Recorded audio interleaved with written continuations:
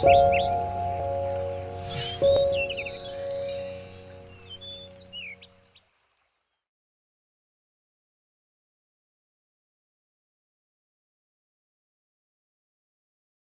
오늘 우리에게 주시는 말씀은 이렇게 시작합니다. 만 2년 후에. 우리가 정말 기다리던 그 순간이 드디어 됐어요. 2년이 지났습니다. 희망 고문이라는 말이 있지 않습니까? 희망 고문. 차라리 술 관원장을 만나지 않았다면 아예 기대가 없으니까 마음이 편하죠. 술 관원장이 연락이 거기서 올 텐데 이 희망의 고문을 당하면서 마음이 정말 괴롭고 또 원망스러웠을 그러한 요셉의 모습입니다. 근데 우리가 보았듯이 이때 요셉이 설령 감옥에서 나간다고 해도 신부는 노예입니다. 본인은 억울하다고 하지만 어쨌든 치명적인 그 죄목이 꼬리표로 붙어 있습니다. 그래도 이 시점에 요셉을 생각해보면 감옥에서 나가는 게 너무나 간절했을 텐데 시간이 지날수록 2년이라는 시간이 지나갈수록 지쳐가죠. 그런데 사람을 두고 가진 희망이 다 말라가는 것, 그것과 반비례해서 하나님의 때는 차고 있었습니다. 바로가 꿈을 꿉니다. 바로가. 이번에 우리가 말씀 보면서 꿈을 많이 보네요. 우리 1절과 4절 꿈을 한번 쭉 보시죠. 바로가 꿈을 꾼 즉 자기가 나일 강가에 서 있는데 어떻게 되죠? 나일 강가에 서 있는데 살찐 7 암소 나오고 강가에서 갈밭을 뜯어먹는데 또 흉하고 파리한 다른 7 암소가 나와서 그 소와 함께 나일 강가에 서 있더니 흉하고 파리한 소가 아름답고 살찐 7소를 먹어버렸어요. 먼저 나왔던. 이게 꿈이 어떠신 것 같아요? 그러다가 곧 다시 깨었다가 잠들었습니다. 그리고 5절에서 7절 말씀을 보면 두 번째 꿈이 이어져요. 한 줄기에 무성하고 충실한 7 이상이 나오고 다시 가늘고 동풍에 마른 7 이상이 나오는데 7 이상이 충실한 이삭을 삼켜버렸대요. 이게 지금 여러분, 이 꿈이 요셉의 일생에 있어서, 요셉의 일생 따질 때가 아닙니다. 지금 애굽 제국 전체 차원에서 그것 따질 때도 또 아니에요. 하나님의 구속사의 전개에 있어서 너무너무 중요한 꿈이에요. 그 해몽이 좀 되십니까? 어떠셔요? 우리가 뒤에 말씀을 알고 있어서 조금 다 익숙합니다만 해몽이 잘 되셔요? 일단 뭔가 꿈을 들으면 느낌이 이게 좋으세요? 안 좋으세요?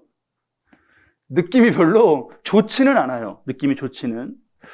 두 꿈 다 좋게 시작했다가 나쁘게 끝나는 그런 꿈입니다. 우리 앞에 1절, 4절 다시 한번 말씀 볼까요?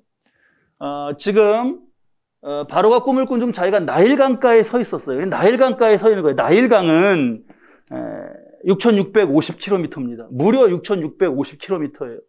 고대 역사가 헤로도토스가 애굽은 나일강의 선물이다 그렇게 말했을 정도죠. 그래서 애굽은 이 나일강을 신성시했습니다. 신성시했어요. 그리고 살진 암소가 거기서 7마리가 나오네요. 지금도 그런 곳이 있죠. 지금도 소를 신성시하는 그런 데가 있죠. 이때 애굽도 소를 신성시했습니다. 그런데다가 암소예요. 암소는 신성한 소를 낳지 않습니까? 그래서 더 신성하게 여겼습니다. 그리고 7입니다. 7은 신비의 수이고 신적 숫자로 여겼던 숫자예요. 그러니까 바로가 꿈에서 의식이 어떻게 있었는지 모르겠지만 그냥 강이고 소가 있네, 이게 무슨 목가적인 분위기네, 이런 게 아닙니다. 긴장하고 엄청난 지금 중압감 가운데 이 꿈을 꾸고 있었을 거예요.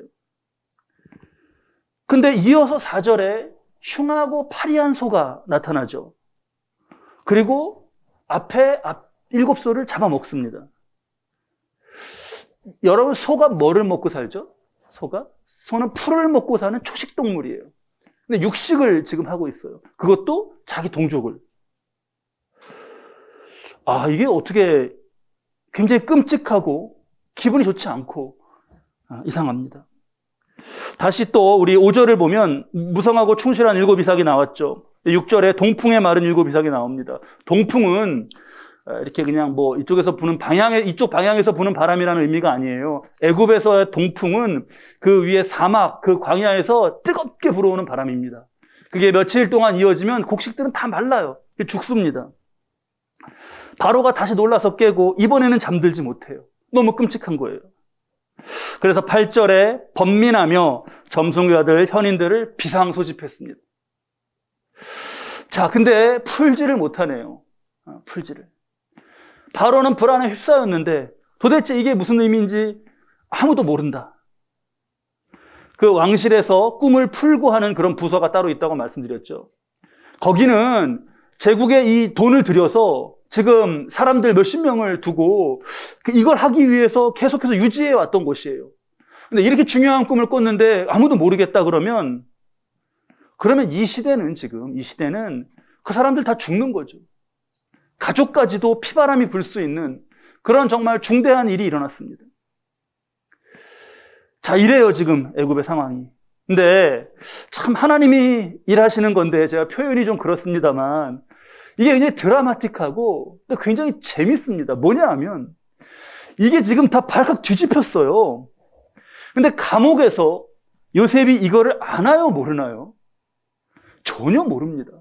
그냥 쿨쿨 그냥 그날 밤에 잘 자고 일어났어요. 사람을 두고 가진 희망이 다 말라가는 것과 반비례해서 하나님의 때는 차고 있었죠. 근데 이때 당사자는 전혀 몰랐다.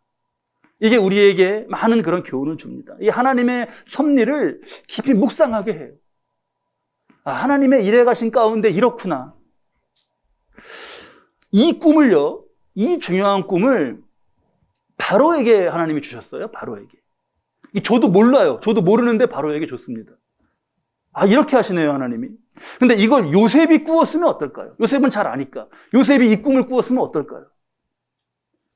근데 그러면 일은 다 아무것도 안 돼요. 요셉이 꿈을 꾸고 해몽한들, 감옥에서 막 이거 얘기한들, 누가 듣나요? 그 아무리 난리를 쳐도 감옥 방 한 칸 고기도 안 뒤집어집니다. 근데 하나님이 바로가 잘 때, 야, 저 강에 소들 봐라. 한번 보여주시니까 애굽이 다 그냥 다 뒤집어졌어요. 이게 하나님의 때, 하나님의 방법. 이렇게 하나님의 이런 섭리를 우리가 잘 이해하게 가야겠어요. 이게 여러 말이 필요 없이 말씀에서 딱 이게 정리가 되는 말씀이 있습니다. 말씀으로. 잠언 16장 9절 말씀입니다. 우리 이 말씀 다 같이 함께 읽겠습니다. 사람이 마음으로 자기의 길을 계획할지라도 그의 걸음을 인도하시는 이는 여호와시니라. 우리가 잘 알고 있는 말씀이죠. 정말 이 말씀 이대로예요. 여기 지금 41장에, 창세기 41장에 거기 딱 들어가면 딱 맞습니다. 또 우리 함께 시편 127편 1절 말씀 함께 보겠습니다. 함께 읽으시죠. 여호와께서 집을 세우지 아니하시면 세우는 자의 수고가 헛되며 여호와께서 성을 지키지 아니하시면 파수꾼의 깨어 있음이 헛되도다. 아주 딱 그냥 이 요셉의 이 순간에 이 말씀이 딱 들어가면 맞아요. 이 말은 뭐냐 하면 이 말은 우리네 삶에도 이 말씀이 딱 들어가는 순간들이 있다는 겁니다. 이 말씀이 이 순간인데 여기서 걸음을 인도하시는 일을 봐야 할 때, 성을 지키시는 일을 봐야 할 때, 그때 뭐 술관원장 또 뭐 사람으로 볼 사람 많습니다. 저 바로의 부인 아주 옛날로 가갖고 막 형들 계속 이렇게 눈과 마음이 여기에 채워져 있으면 안 되는 거죠. 자, 하나님 이렇게 해 가셔요. 근데 8절에 해석하는 자가 없습니다. 뭔가 불길은 해요. 저 폐하 뭔가 꿈이 불길합니다. 그건 나도 알아. 나도 불길해. 그러니까 이게 무슨 꿈이냐고 하는데 애굽의 점술과 현인이라고 하는 게 몰라요. 나일강은 이 자체가 애굽이에요. 자체가 나일강은. 여기에 지금 풀 뜯는 소가 나왔죠. 목축업입니다. 이삭 나왔죠. 농업이에요. 애굽의 목축업과 농업. 완전히 제국의 기관이 되는 두 산업이에요. 이게 다 그냥 허물어지는 거잖아요. 근데 모릅니다. 아, 바론들 이 꿈을 놓고 얼마나 생각을 많이 해봤겠어요. 바론들. 야, 7소였고 7 이삭이었다. 7일인가? 7일 이게? 날짜가 주로 그렇게 숫자에 날수가 나오니까 7일인가? 살진 암소가 죽었지. 암소는 신성시 되는 건데, 그러면 이 땅에서 신성시 되는 건 난데, 내가 죽는 거, 7일 후에 내가 죽는 건가? 동풍. 어떤 놈이 반역하는데 동쪽에 누구야? 동쪽에 있는 놈 누구? 막 바로가 이러지 않았겠어요? 좌의정, 영의정 중에서 누가 동쪽에 앉는 사람이에요? 동쪽에 앉는 사람, 걔가 나를 배신하고 죽이는 건가? 이럴 바로를 생각해 보셔요. 이들은 왜 풀지 못하나? 왜 풀지 못하나? 여러분, 하나님의 일은 하나님의 영에 사로잡힌 사람이 알 수 있어요. 고린도전서 2장 11절로 13절 말씀입니다. 사람의 일을 사람의 속에 있는 영 외에는 누가 알리요? 이와 같이 하나님의 일도 하나님의 영 외에는 아무도 알지 못하느냐. 우리가 세상의 영을 받지 아니하고 오직 하나님으로부터 온 영을 받았으니 이는 우리로 하여금 하나님께서 우리에게 은혜로 주신 것을 알게 하려 하십니다. 하나님의 영으로 알게 되는데 하나님이 은혜로 주신 것이 뭔가? 이거를 알게 되는 것이 일게 하기 위해서 그렇게 하시는 거죠. 오직 성령께서 가르치신 것, 영적인 일은 영적인 것으로 분별한다. 그러니까 점술사들과 현인은 모르는 거예요. 자, 일이 이렇게 되어갈 때 9절에 가니까 술관원장이 이제야 번쩍 요셉을 떠올리네요. 이게 때가 있습니다. 때가.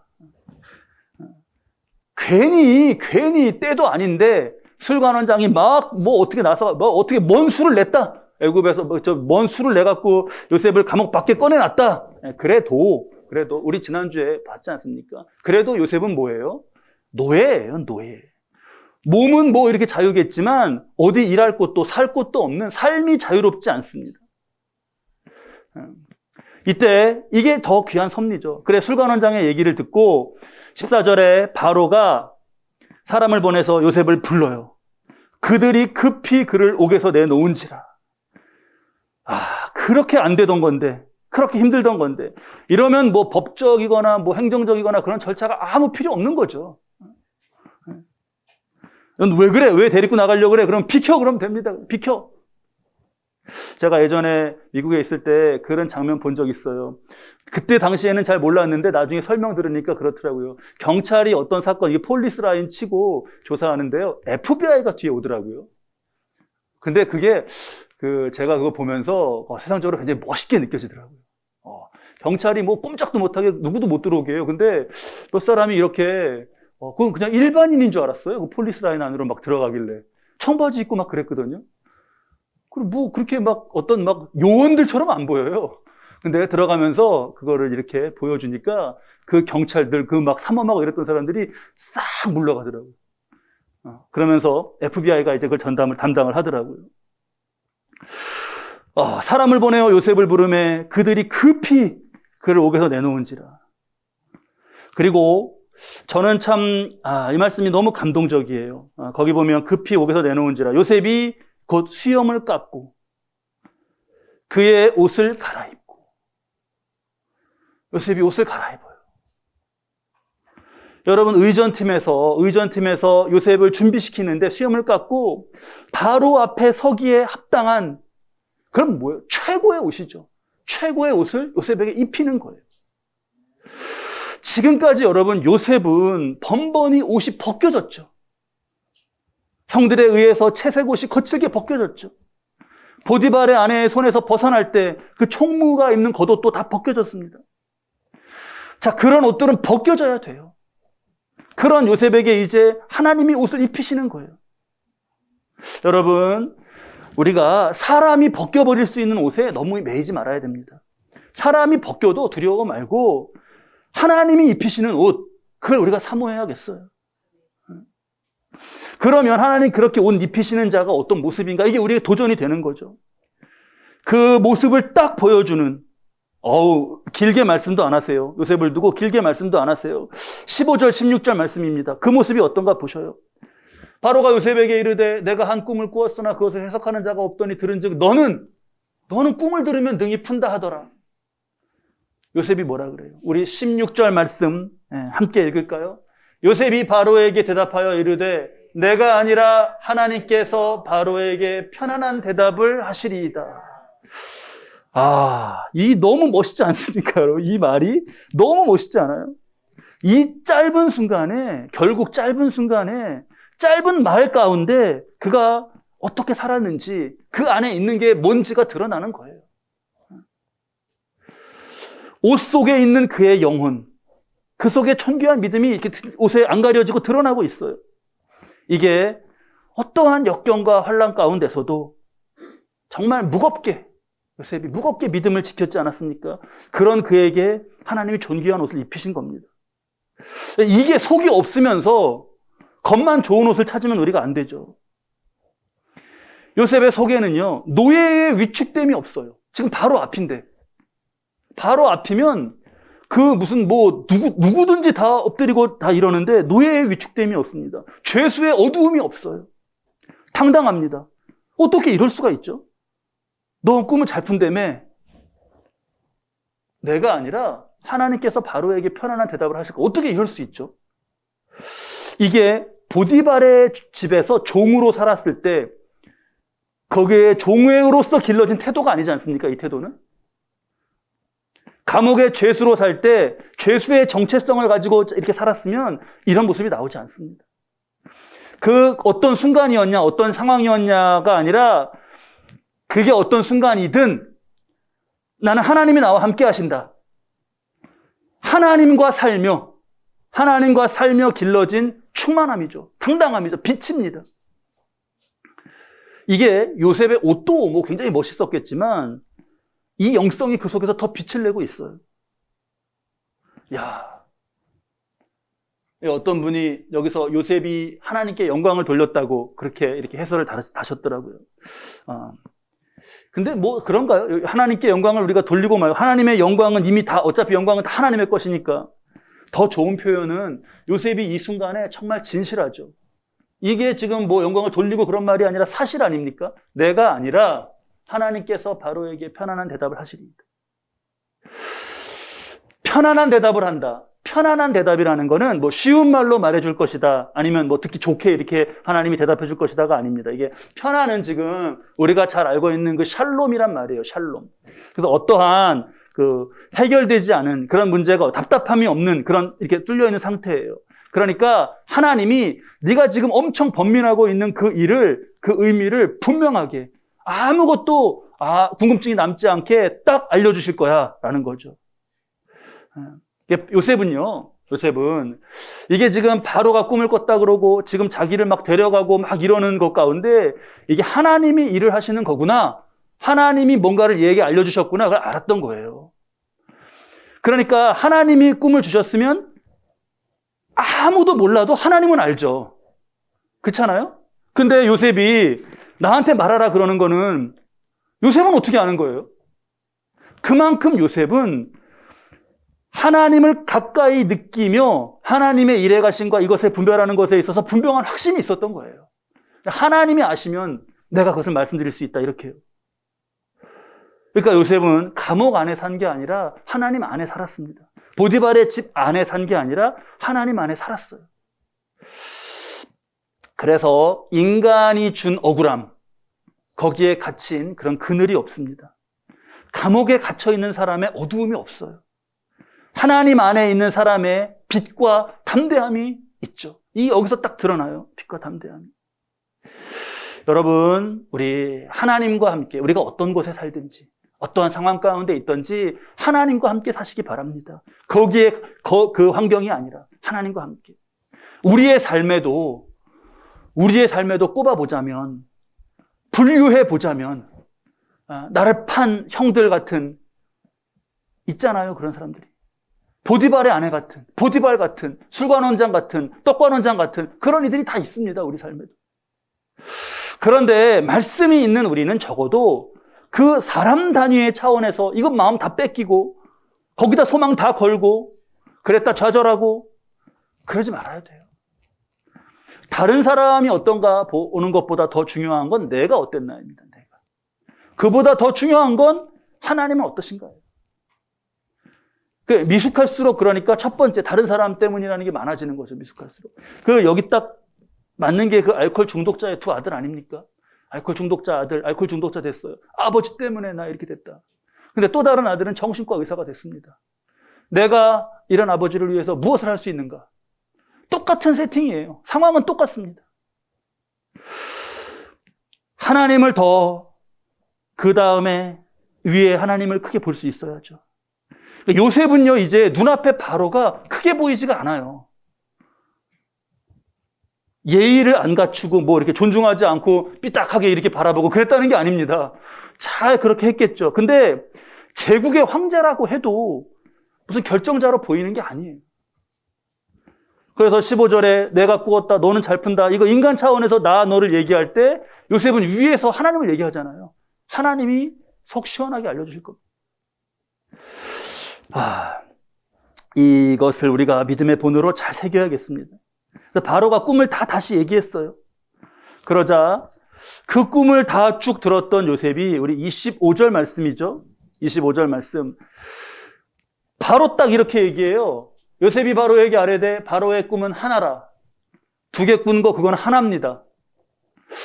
이런 게 어떻게 이렇게 참 이런 영성을 사모하게 돼요. 그냥 들으면서 이미 알았어요. 두 개의 꿈은 하나입니다.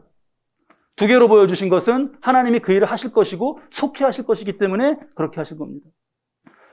그 일이라는 건 뭐냐? 그 29절에서 31절에 나옵니다. 7해, 앞에 그거 소는 7해 큰 풍년이 있겠고 후에 7해 흉년이 들어서 애굽 땅에 있던 풍년 다 잊어버리고 기근으로 망하고 흉년이 너무 심해서 이전 풍년을 기억하지 못한다. 풍년은 29절에 그냥 풍년이 있겠다로만 끝나죠. 뒤에 일들은 흉년은 애굽 흉년이 있을 거다. 앞에 풍년을 다 잊을 거다. 그 기근으로 망할 거다. 이전 풍년을 기억하지 못할 거다. 흉년의 설명은 더 길어요. 그렇죠? 시작보다 여러분, 시작의 의미와 가치, 시작하는 거의 의미와 가치는 끝이 어떻게 끝나느냐에 따라서 달라집니다. 예를 들면 우리 그냥 일상 속에서 이런 큰 회사에 취직했다. 시작이 좋아요, 나빠요? 불안해서 대답을 안 하시는 것 같아요. 큰 회사에 취직했다. 시작이 좋죠. 근데 그것도 끝에 따라 다 달라져요. 그래서 큰 회사에 취직했는데 일이 많아서 스트레스 때문에 병을 얻었다. 이러면 애초에 그렇게 되지 않았는 게 나았었겠다. 이렇게 되잖아요. 이게 뒤에가 더 나아요. 뒤에. 좋은 걸 잘 먹었다. 시작은 좋죠. 체했다. 이러면 안 좋죠. 뒤에예요, 뒤에. 그러니까 이게 뭐냐 하면 우리가 삶에 그냥 바로 적용하면 인생에서도 여러분 이게 뒤로 갈수록 더 중요해져요. 뒤로 갈수록. 근데 이거를 자꾸 앞에 청년 때 막 중요하고 막 이렇게 하고 그때는 막 기도하고 이러는데 뒤로 가면은 뭐 내 인생은 이제 다 뭐 중요한 때가 지나 그러면 안 되는 거예요. 뒤가 앞을 결정해요. 앞에 일들을. 앞에 고난과 어려움과 이런 것들이 그렇게 끝난 고난과 어려움이죠. 근데 뒤에 따라서 이게 바뀐단 말이죠. 이 꿈도 그래요. 뒤에 7년이 너무 중요해요. 바로가 이걸 듣고 기겁을 하는 거예요. 기겁을. 여기서 우리가 그 애굽 역사를 잠깐 좀 이렇게 정리해야 되는데 요셉 당시의 애굽의 왕조는 힉소스 왕조예요. 힉소스 왕조. 이거 아마 세계사에서 우리가 들었던 이름인데 힉소스 왕조, 이 시기에 애굽을 다스렸던 힉소스 왕조는 애굽 본토, 토착 이 민족들이 아니에요.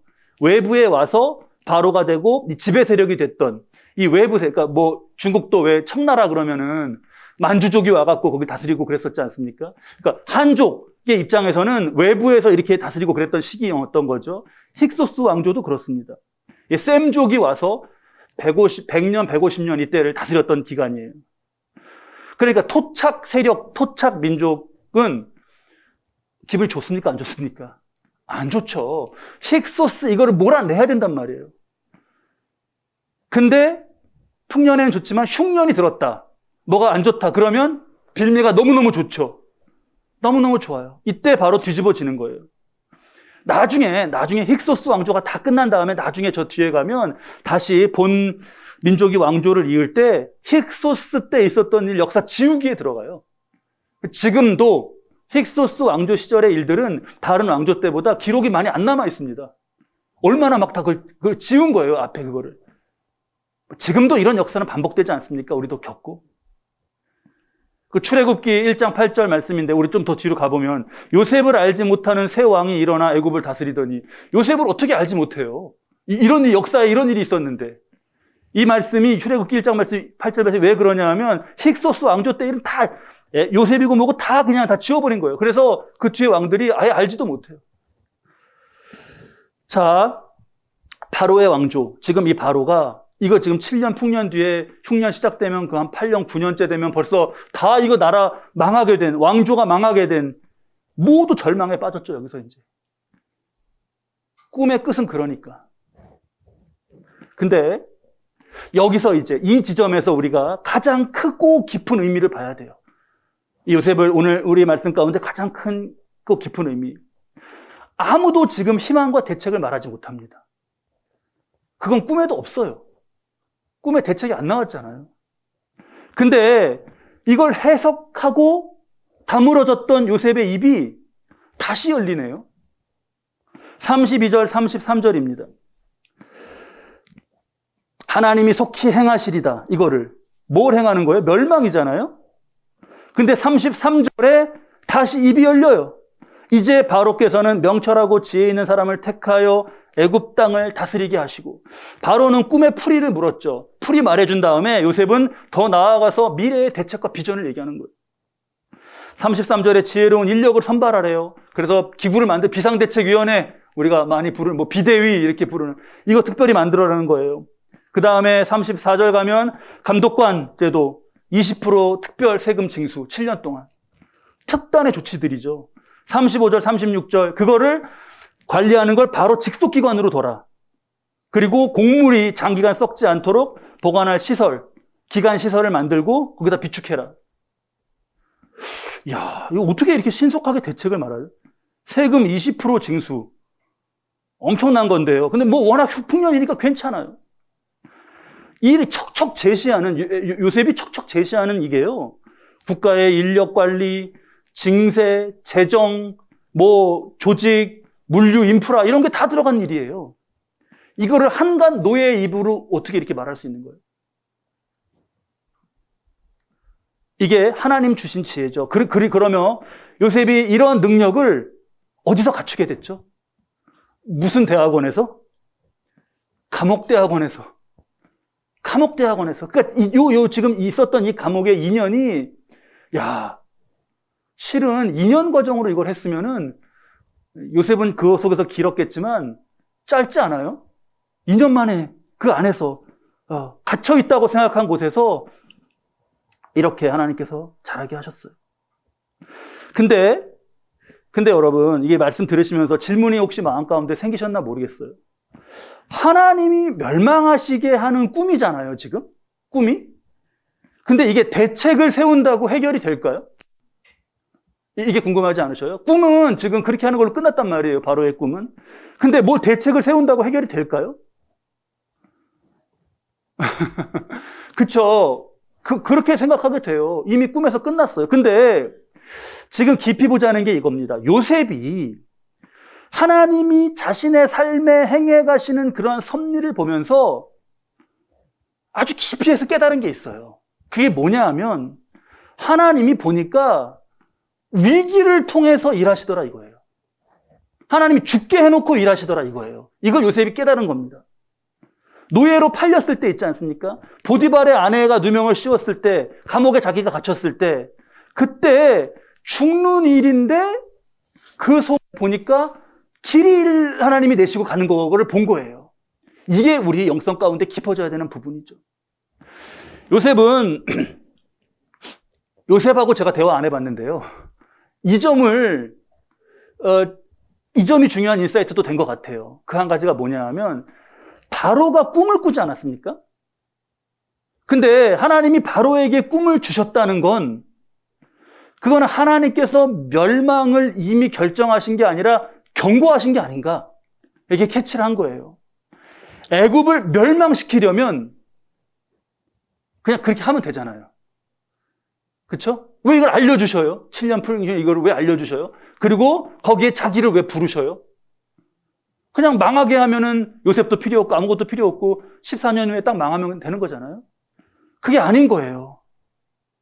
이게 요셉이 하나님과 늘 함께 하면서 이게 하나님의 깊은 차원까지도 느끼면서 이런 점을 본 겁니다. 이런 점을 본 거예요. 그래서 이거는 여기서 살으라고 하나님께서 경고하시는 거구나. 이런 점을 우리가 이 야곱의 영성 가운데, 요셉의 영성 가운데 깊이 해서 봐야겠어요. 꿈 해석하는 것도 놀랍죠. 꿈 해석하는 것도. 미래 대책을 척척 얘기하는 것도 놀랍습니다. 근데 가장 깊은 것은 뭐냐? 36절 말씀 뒤에 땅이 이 흉년으로 말미암아 망하지 아니하리라. 이게 가장 깊은 것이에요. 야, 여러분, 우리의 영적 안목이 이렇게까지 정말 자라가길 바랍니다. 땅이 이 흉년으로 말미암아 망하지 아니하리라. 우리가 이렇게 영적 안목으로 바라봐야 될 많은 일들이 있죠. 우리 요셉의 이야기에서 확 빠져나와서 가장 큰 것을 한번 영적 안목으로 봐야 되는 가장 큰 역사를 나누시면, 지금 요셉은 애굽의 구원을 하나님께서 쓰셨는데, 그래서 요셉이 예수 그리스도를 통한 인간의 구원의 예표로 그 구약에서 등장을 하는 것으로 그렇게 봐요. 바로 보셔요. 그러면 그 세팅으로, 이 예수님의 구속사의 세팅으로 여러분 이걸 다시 한번 말씀을 보셔요.